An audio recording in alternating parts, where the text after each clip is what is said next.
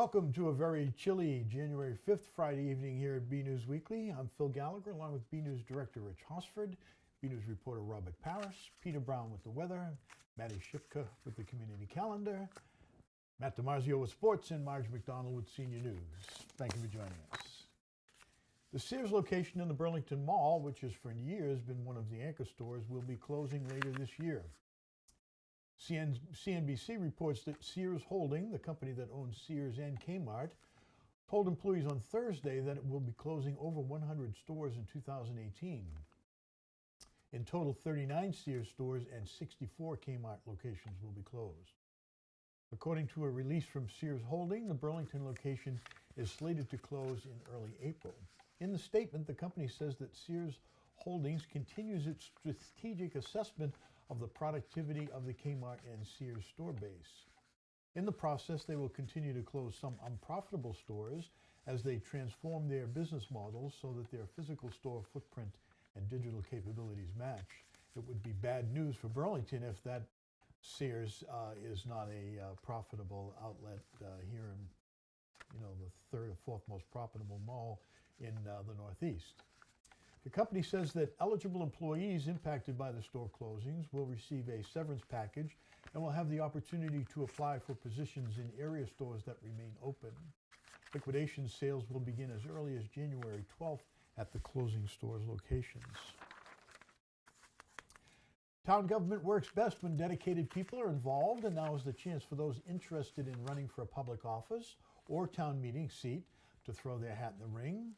Papers are now available for anyone considering a run in the 2018 Burlington town election. Papers can be picked up at the town clerk's office at Town Hall. The deadline to pull papers is Thursday, February 15th at 5 p.m.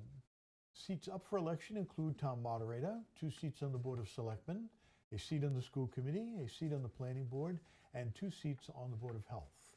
There are a number of other seats, including many on town meeting, and you can see the full list on our website at www.bcattv.org/bnews, or of course you can touch base with Amy Warfield at the town clerk's office. The 2018 annual town election will be held on Saturday, April 7th from 8 a.m. to 8 p.m. in the Burlington High School Gymnasium. Stay with BNews for upcoming election coverage throughout the months ahead. Burlington Board of Selectmen are still seeking volunteers to participate in the Government Review Committee. They recently upped the number of members at large that the committee will have. As reported on BNews during its November 15th meeting, the board agreed to appoint a committee to conduct a review of Burlington's current municipal government structure to determine if change is needed in order to make the operation more effective and efficient. During its last meeting of 2017, members discussed the current status of the committee. Selectman Bob Hogan said they've started to hear from people interested in joining. He also said he has heard from people who do not like the idea at all. To them, he said he thought it was short-sighted to oppose something that has not even begun, and that due to growth of the town, a look at the structure of town government was warranted. There was also a proposal to increase the number of members by 2, which garnered a consensus. Chairman Chris Hartling said that for something as important as this, it was better to have as many diverse opinions as possible. The board voted unanimously to increase the number of committee members. Burlington has town meeting form of government for 218 years. The town has installed Columbariums at Pinehaven Cemetery for the interment of ashes of residents who have passed away. These columbariums will help the town save money and space. BNews reporter Robert Parris went down to check them out and files this report. A new burial system is now available for purchase at the local cemetery. Last week I went down to the Pinehaven Cemetery to check out Burlington's new columbariums. The columbarium we have here is a design from the town here for above ground, like ash interment. It allows people who wish to be cremated a space to come and memorialize their loved ones and, be able to see it just the same as like kind of a flat burial space. Regular burials in Burlington cost lots of money and take up a lot of space, something that is limited in Pinehaven. The columbariums will be a new way of saving money and space. To do a traditional burial, it takes a lot of real estate. And if you look at the Pinehaven Cemetery where we are right now, most of it is already full and occupied, and even when you don't see headstones, those spaces have already been sold.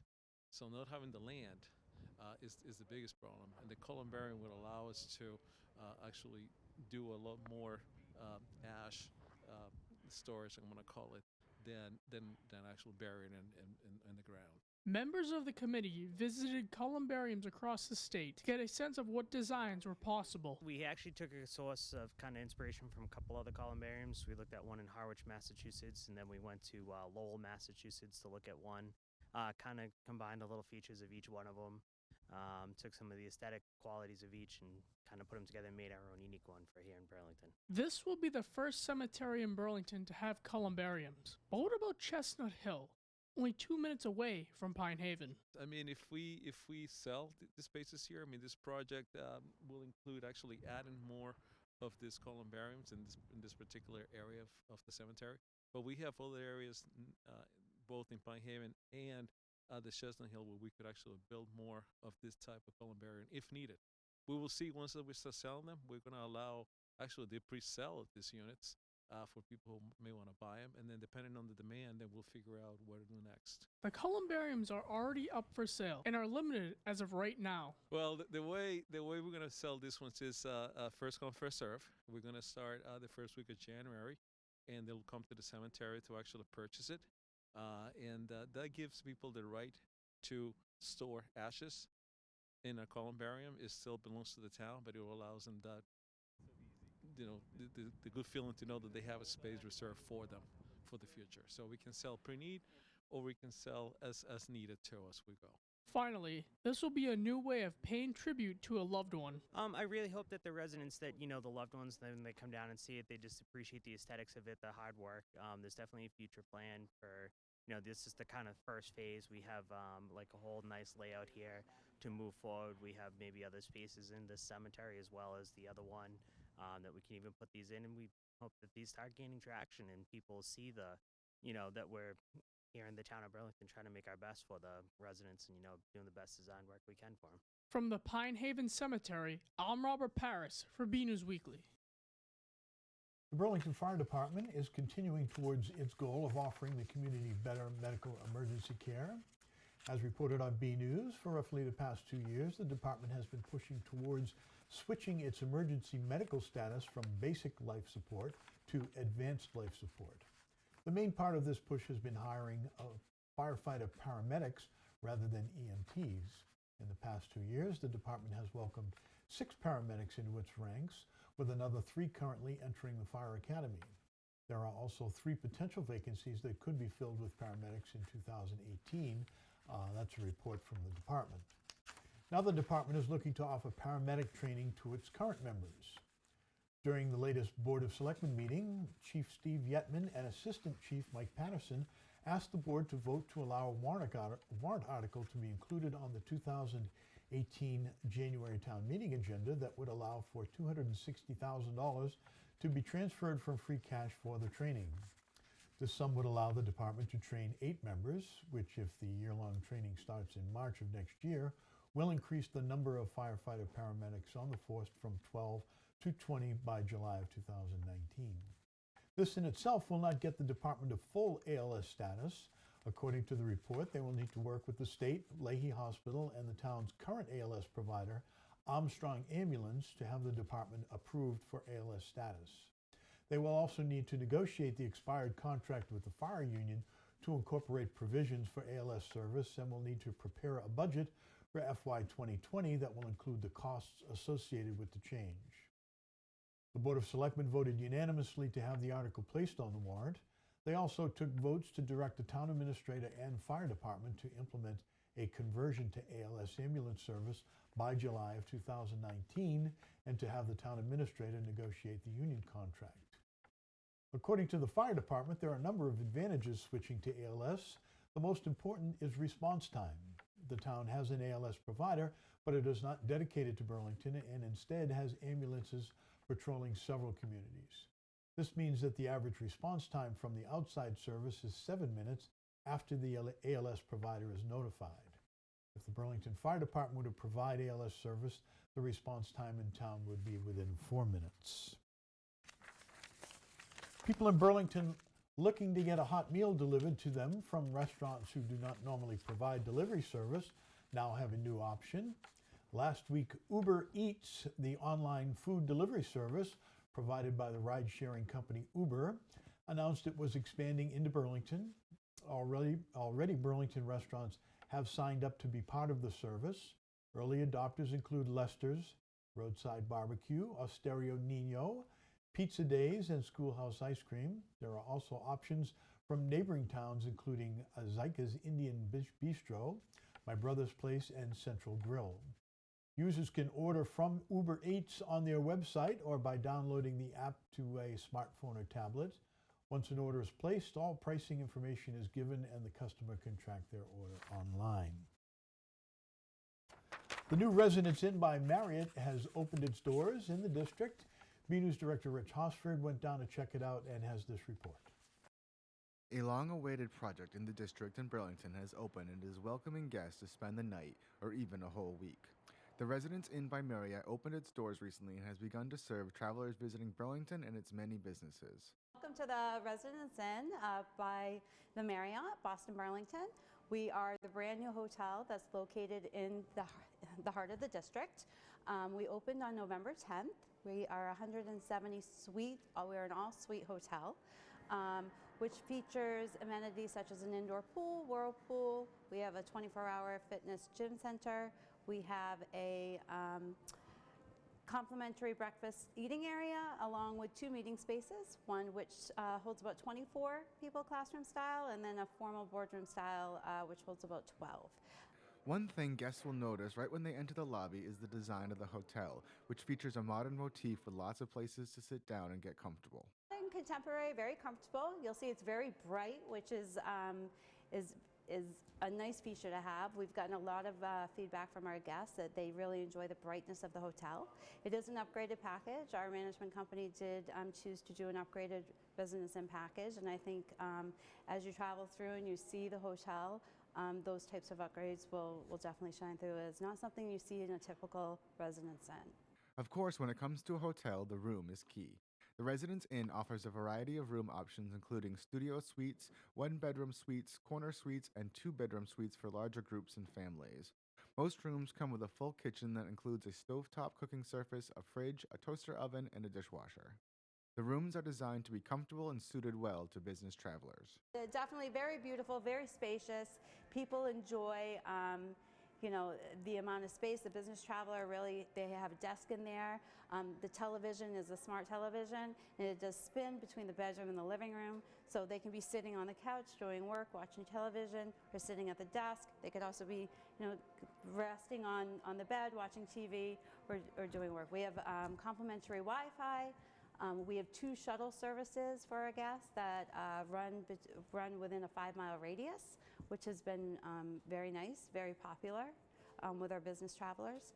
Another selling point for the Residence Inn is its location within the district, making it a good resource for both business travelers and people visiting Leahy Hospital, located just down the street on Mall Road. We're right in the heart of the district.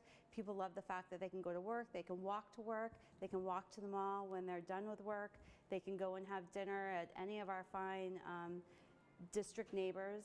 We have the Island Creek Oyster House, which is right here, Tuscan Tavern.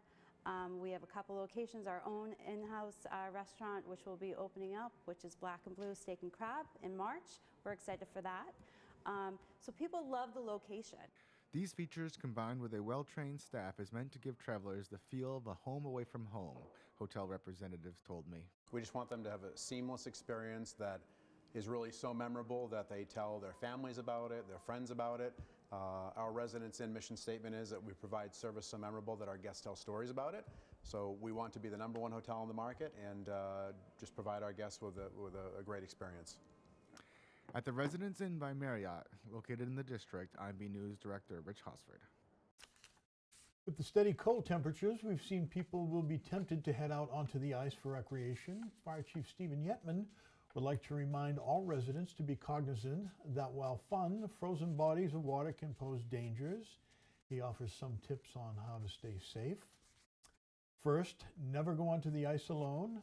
A friend may be able to rescue you or go for help if you fall through the ice.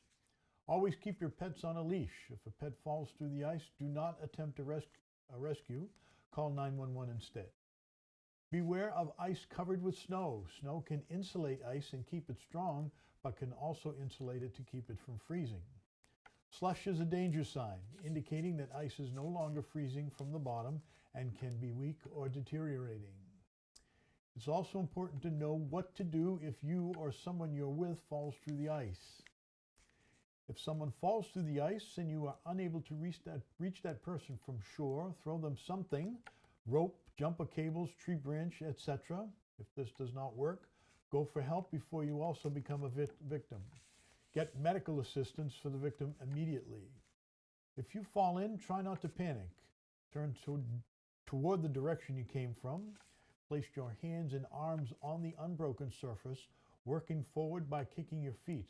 Once out, remain lying on the ice. Do not stand and roll away from the hole. Crawl back to your tracks, keeping your weight distributed until you return to solid ice. Well, basically, from the weather we've had, there's no danger of the ice being soft. In any event, we've had bitter cold and heavy snow this past week.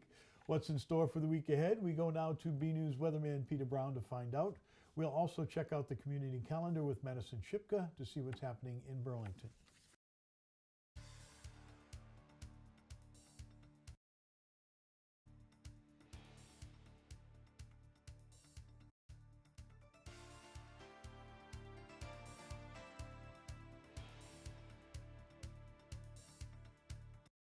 Well, hello everyone, and this is Peter Brown with a look at your weather for the next 7 days, and I hope you all had a very happy New Year and a happy holiday season. And unless you're probably enjoying being stuck to your car and to every surface out there, you're probably getting sick and tired of this cold weather. I know, even being as I am a weatherman, I'm getting a little bit tired of it as well. And unfortunately, starting out our period this week, we're going to see a little bit more of the same again. Look at this on Friday. Our high is only going to be around 9 degrees, but I want to draw your attention to what the low is going to be. We are most likely going to be breaking some record lows as we go into this weekend coming up. Look at this going into Friday evening. -10. So if you are outside at all, you have to go out doing any shopping around, going out to a restaurant, please make sure you have the appropriate clothing with you. You really have to be bundled up. This is very, very dangerous cold that we have. And of course, that's going to be continuing its way until we get about into the start of next week. And of course, as we get towards the end of next week, we're supposed to be seeing temperatures, if you can believe it, in the mid-30s. Now, that was something we were, really laughing about a couple months ago when it was so warm in the past fall. And now we are just begging for temperatures to get up into the 30s, that's for sure. And of course, the best thing, though, if there's any light at the end of the tunnel, our days are getting longer, and you can actually start to notice that now in the afternoon. So one bit of good news in all of this very cold weather, that's for sure, but not a lot, that's for certain. Now, as we go ahead, I'm going to show you a little bit about what's going to be going on with our weather for the next 7 days. Now, we're, of course, going to be seeing this very, very powerful system moving away from the Burlington area in southern New England.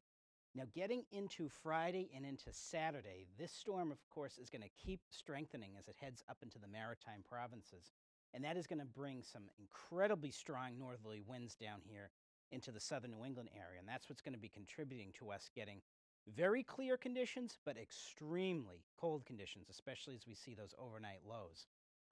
By the time we get into the Monday and Tuesday time frame, we're going to see another system coming up to affect us. Now, this system may actually, if you can believe it, bring us a chance of maybe some rain. I know it sounds really strange to even be saying that with how cold it's been, but this storm's going to be a little bit messy. We may see a little bit of everything, some snow, sleet, freezing rain, and actually eventually some plain rain as we get into the Tuesday time frame.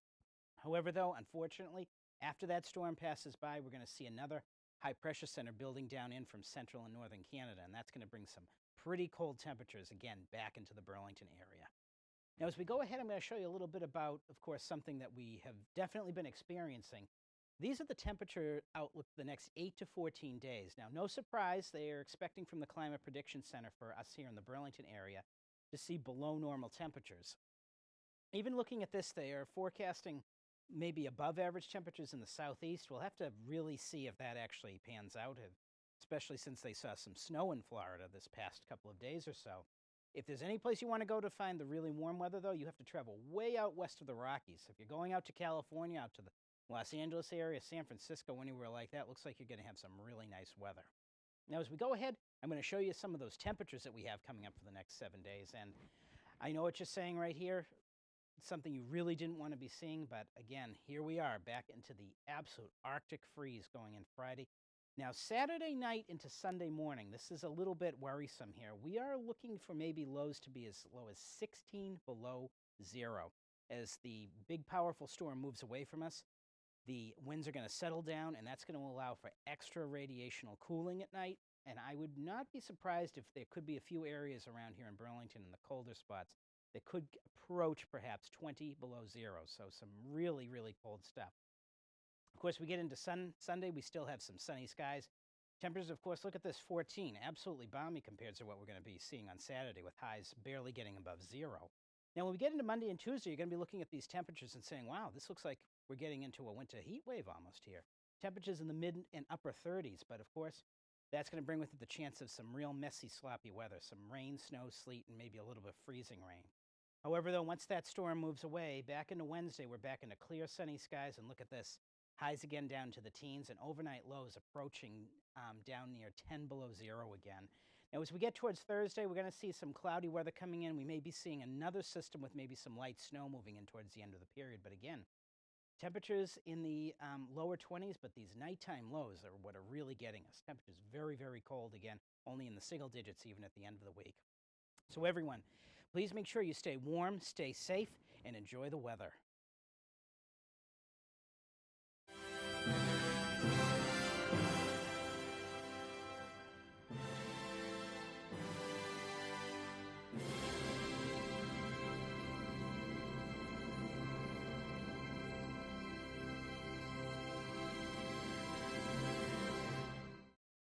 Hello, I'm Maddie Shipka, and this is your community calendar. Come and have some fun and show your support.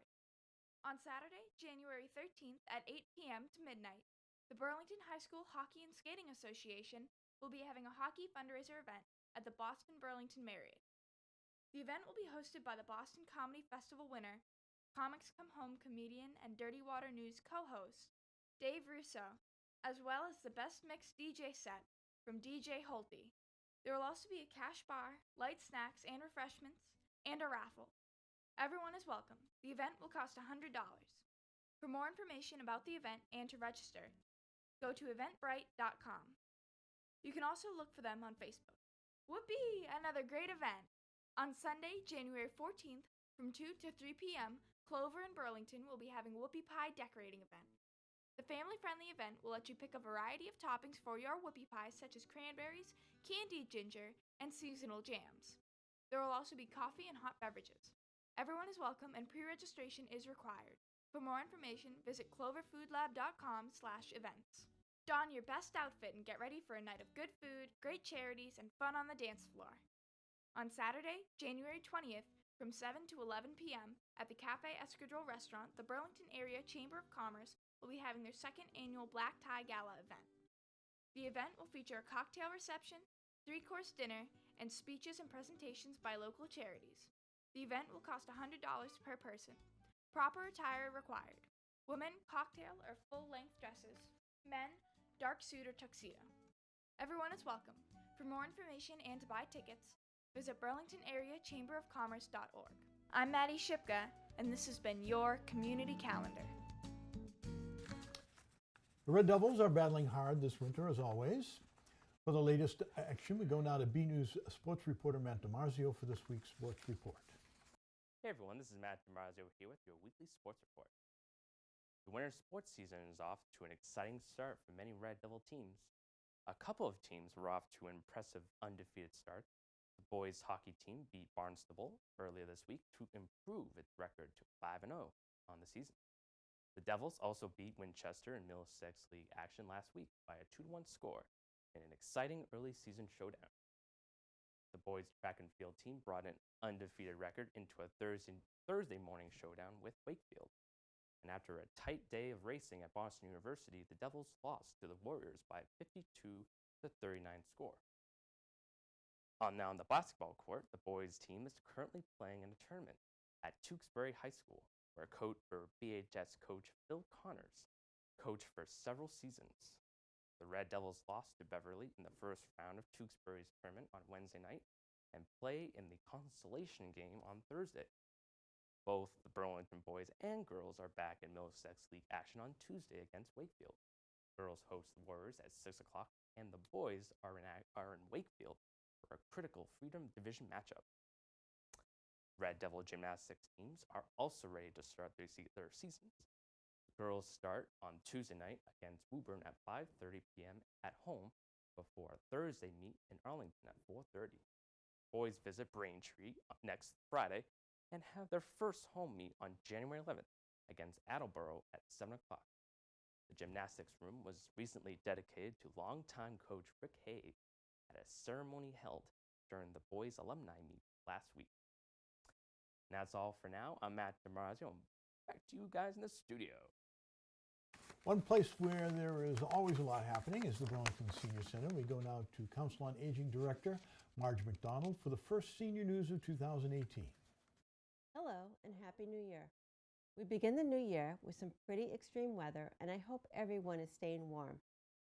Please check on your older friends and neighbors and make sure they are doing all right through the extreme weather. There are a lot of pipes freezing, and a few outside oil tanks have also frozen with the extreme temperatures we have been experiencing, which are expected to continue at least through the weekend. Also, if you notice your elderly neighbors' walkways have not been touched after each storm, please help out and take care of them. It keeps our older neighbors safe, and our emergency responders won't have to if they need to get in the home. On Wednesday, January 10th, we are going to bring the tropics to the Senior Center, showing the movie South Pacific starring Rosanna Brazzi, Mitzi Gaynor, and John Kerr at 12:30 p.m. We are showing South Pacific on a Wednesday since it's a longer movie at 2.5 hours than most, and Wednesday is our long day, so the bus runs later for anyone who uses the COA bus but wants to stay later for the movie. On Wednesday, January 17th, we begin our new monthly series, Scam of the Month. We will try to serve lunch each month and then cover what the hot scam of that month might be.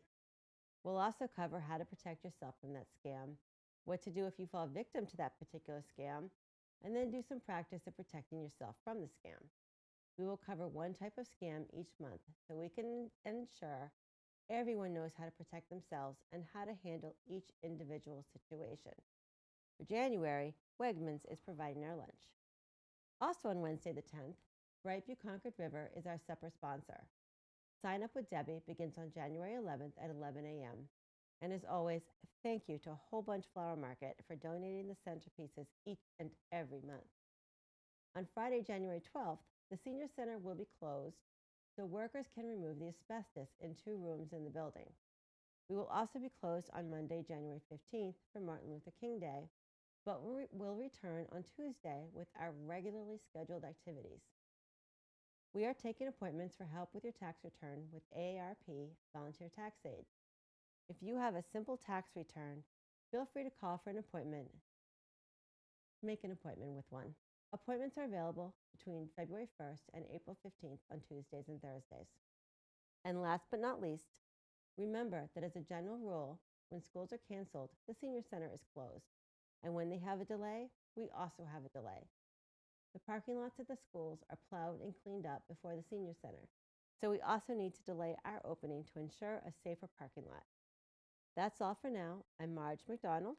Stay safe, and I hope to see you at the Senior Center. Another week, another photo to highlight. This week, photos shows a family ready to head to bed on Christmas Eve to give Santa a chance to stop by. It was sent in by Erica and shows the McGuire sisters of Burlington and their cousins showing off their annual matching Christmas pajamas. This year, the PJs featured a trailing behind feature on the back. Thanks for the photo, Erica. We'd like to see your photos. They could be of something you see around town, the weather outside your own door, although we've seen a lot of that this week, or even photos of your family members and pets, whatever you think is interesting and would like to share. Email your photos to bcat@bcattv.org with the subject line Photo of the Week. Okay, that's it from the news desk here at BNEWS Weekly. I'm Phil Gallagher along with Rich Hosford, Robert Parris, Peter Brown, Matt DiMarzio, Maddie Shipka, and Marge McDonald. Thank you for joining us.